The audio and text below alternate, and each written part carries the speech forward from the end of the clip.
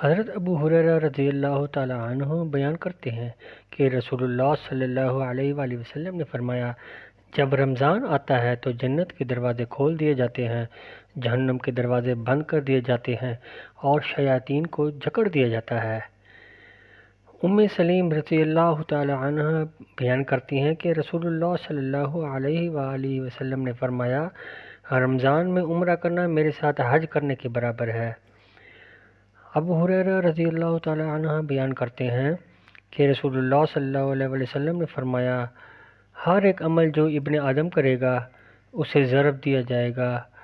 ایک اچھا عمل اس کی قیمت سے 10 گنا 700 گنا تک۔ اللہ تعالیٰ فرماتا ہے، روزے کے علاوہ جو میرا ہے اور میں اس کی جزا دیتا ہوں، کیونکہ کوئی میری خاطر اپنی خواہش اور کھانا چھوڑ دیتا ہے۔ روزے دار کے لیے خوشی کے 2 مواقع ہیں، ایک افطار کے وقت، دوسرا اپنے رب سے ملاقات کے وقت۔ اور روزے دار کی بدبو اللہ کے نزدیک اس کی خوشبو سے بہتر ہے کستوری۔ ابو ایوب رضی اللہ تعالی عنہ بیان کرتے ہیں کہ رسول اللہ صلی اللہ علیہ وسلم نے فرمایا،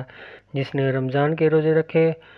اور اس کے بعد شوال کے 6 روزے رکھے تو گویا اس نے ہمیشہ کے روزے رکھے۔ ابو ہریرہ رضی اللہ تعالی عنہ بیان کرتے ہیں کہ رسول اللہ صلی اللہ علیہ وسلم نے فرمایا، روزہ ڈھال ہے، لہذا تم میں سے کوئی روزے سے ہو تو وہ نہ فحش زبان بولے اور نہ ہی غصے میں آواز بلند کرے۔ اگر کوئی اس پر جملے کرے یا اس کی توہین کرے تو وہ کہے، میں روزے سے ہوں۔ ابو ہریرہ رضی اللہ تعالیٰ عنہ بیان کرتے ہیں کہ رسول اللہ صلی اللہ علیہ وسلم نے فرمایا،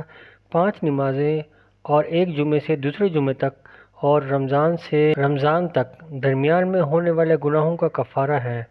بشرطے گناہ کبیرہ سے بچے جائے۔ ابو ہریرہ رضی اللہ تعالیٰ عنہ بیان کرتے ہیں کہ رسول اللہ صلی اللہ علیہ وسلم نے فرمایا، جو شخص ایمان کے ساتھ اور ثواب کی نیت سے رمضان کے روزے رکھے تو اس کے پیچھے تمام گناہ معاف کر دیے جاتے ہیں۔